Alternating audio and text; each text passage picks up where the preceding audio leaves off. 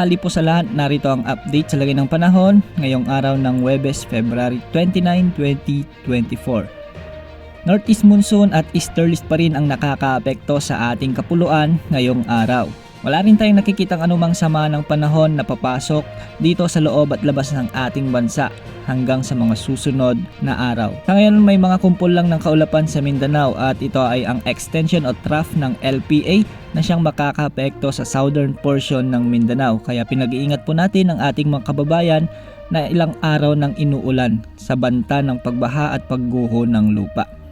Sa Luzon naman asahan ang mainit na panahon, maliban na lamang sa bahagi ng Aurora, Quezon at Bicol region na posibleng makaranas ng bahagyang maulap hanggang sa maulap na papawirin na may mga tsansa na mga isolated rains.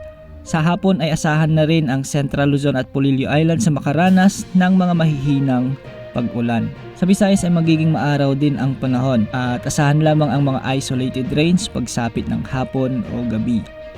Sa bahagi ng Mindanao, magiging maulan pa rin ang bahagi ng Davao Region, Caraga, Sorsogon at ilang bahagi ng Cotabato dahil sa umiiral na extension ng LPA. At sa natitirang bahagi ng Mindanao, asahan ang mainit at malinsangang panahon ngayong araw. Mababa naman ang tsansa ng low pressure area na nasa labas ng PAR na pumasok ito sa ating area of responsibility at lumakas bilang bagyo. Sa Metro Manila ay magiging maalinsangan at maaraw ngayong araw. Kaya pinag-iingat po natin ang mga may karamdaman lalo na yung mga high blood sa banta ng heat stroke. Posible namang makaranas ng mahigit 35 degrees Celsius to 40 degrees Celsius na heat index ang maraming lugar sa bansa dahil sa umiiral na easterlies. Maging handa sa lahat ng oras dahil minuminuto ay nagbabago ang panahon. Ito pang weather update ng bayan.